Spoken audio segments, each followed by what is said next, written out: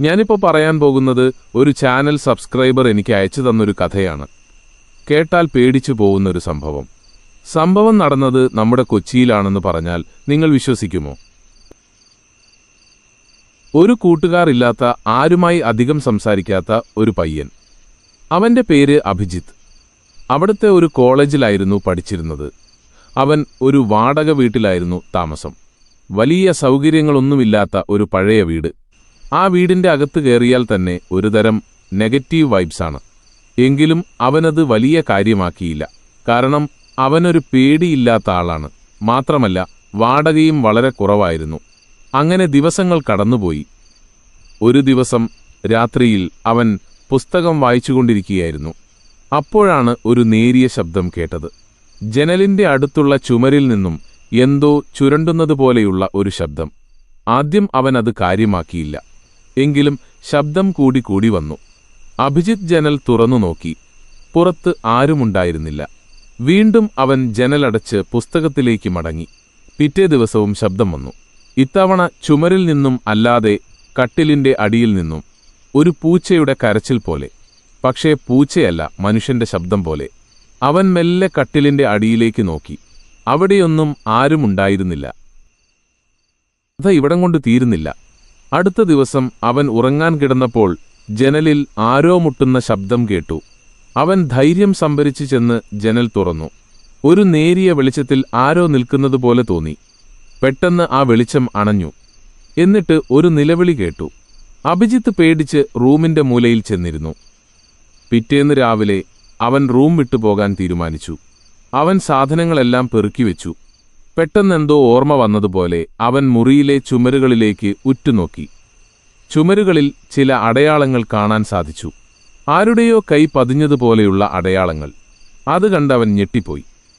ഇനി അങ്ങോട്ട് കഥയുടെ ട്വിസ്റ്റാണ്. അഭിജിത്ത് റൂമിന്റെ ചുമരുകൾ പരിശോധിച്ചു.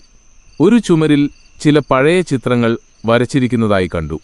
അതിൽ ഒരു ചിത്രത്തിൽ ഒരു വൃദ്ധയും ഒരു യുവതിയും നിൽക്കുന്നു. അത് കണ്ട് അഭിജിത്ത് ഞെട്ടിപ്പോയി. അവന്റെ നെഞ്ചിൽ ഭയം നിറഞ്ഞു. കാരണം അതിലുള്ള വൃദ്ധയെ അവൻ ഒരു സ്ഥലത്ത് വെച്ച് കണ്ടിട്ടുണ്ട്. ഈ സംഭവം നടന്നതിന് ഒരു മാസം മുമ്പ് അഭിജിത്ത് ഒരു ലൈബ്രറിയിൽ പോയിരുന്നു. അവിടെ വെച്ചാണ് അവൻ ആ വൃദ്ധയെ കാണുന്നത്.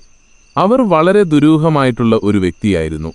ലൈബ്രറിയിൽ കയറിയപ്പോൾ മുതൽ ആ സ്ത്രീ അവനെ തന്നെ നോക്കിക്കൊണ്ടിരുന്നു.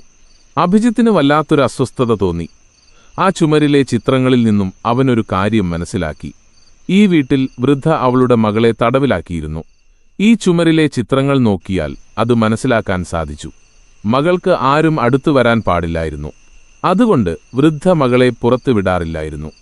ഒരു ദിവസം രാത്രിയിൽ മകൾ അവിടെ നിന്ന് രക്ഷപ്പെടാൻ ശ്രമിച്ചു. പക്ഷെ അമ്മ അവളെ പിടികൂടി. ആ ദേഷ്യത്തിൽ അമ്മ മകളെ ശ്വാസം മുട്ടിച്ചു കൊന്നു. മകളെ കൊന്ന ശേഷം അമ്മ ഭിത്തിയിൽ അവളെ അടക്കം ചെയ്തു. അത് കഴിഞ്ഞ് വൃദ്ധ ആരും അറിയാതെ ആ വീട്ടിൽ നിന്നും താമസം മാറി. അഭിജിത്ത് ഭിത്തിയിൽ തൊട്ടുനോക്കി. ഭിത്തിയിലെ പെയിന്റുകൾ മുഴുവൻ ഇളകിപ്പോയിരുന്നു. അതിനകത്ത് മുഴുവൻ ഒരുതരം ചുവപ്പ് നിറം. അത് കണ്ട് അഭിജിത്ത് ഭിത്തിയിൽ ശക്തിയായി ഇടിച്ചു. ഒരുതരം നിലവിളി ശബ്ദം കേട്ട് അവൻ ഭയന്നു. അപ്പോഴാണ് അവൻ പുറകിലേക്ക് നോക്കുന്നത്. വാതിലിൽ ഒരു നിഴൽ കണ്ടു. അത് അവന്റെ അമ്മയുടെ നിഴലായിരുന്നു. അമ്മ അവനെ നോക്കി ചിരിച്ചുകൊണ്ട് പറഞ്ഞു, "നീ ഇവിടെ നിന്നും പോകരുത്." അഭിജിത്ത് നിലവിളിച്ചുകൊണ്ട് റൂമിൽ നിന്നും ഓടി. പിന്നെ നടന്നതെന്താണെന്ന് നിങ്ങൾക്കറിയണ്ടേ? അഭിജിത്ത് റൂമിൽ നിന്നും ഇറങ്ങി ഓടിയപ്പോൾ അവന്റെ അമ്മ വാതിലിൽ കയറി പൂട്ടി. എന്നിട്ട് അവനോട് പറഞ്ഞു, "നീ എന്റെ മകളായിരുന്നു. നിന്നെ ഞാൻ കൊന്നു. നിനക്ക് പുറത്തേക്ക് പോകാൻ സാധിക്കില്ല. കാരണം നീ മരിച്ചു കഴിഞ്ഞു." ഇത് കേട്ടപ്പോൾ അഭിജിത്തിന്റെ ഓർമ്മകൾ പതിയെ തെളിഞ്ഞു തുടങ്ങി. അവൻ ജനലിൽ കണ്ട ആൾ ശബ്ദം കേട്ടത്, നിലവിളി കേട്ടത്, അതൊന്നും ഒരു പ്രേതമായിരുന്നില്ല. അതവന്റെ ഓർമ്മകൾ മാത്രമായിരുന്നു. അതവന്റെ ആത്മാവിനെ ആ വീട്ടിലേക്ക് തിരികെ കൊണ്ടുവരാൻ ശ്രമിക്കുന്ന സംഭവങ്ങളായിരുന്നു. ഒടുവിൽ അഭിജിത്ത് സത്യം മനസ്സിലാക്കി. അവൻ ആ വീട്ടിൽ തടവിലായിരുന്നു. ആ പഴയ വൃദ്ധ അവന്റെ അമ്മയും ആ യുവതി അവനുമായിരുന്നു. അവൻ അവനെ ആ വീട്ടിൽ തടവിലാക്കി. അവന്റെ അമ്മ അവന്റെ ആത്മാവിനെ അവിടെ തളച്ചിട്ടു. ഇനി ഒരു കാലത്തും അവന് അവിടെ നിന്നും രക്ഷപ്പെടാൻ സാധിക്കില്ല.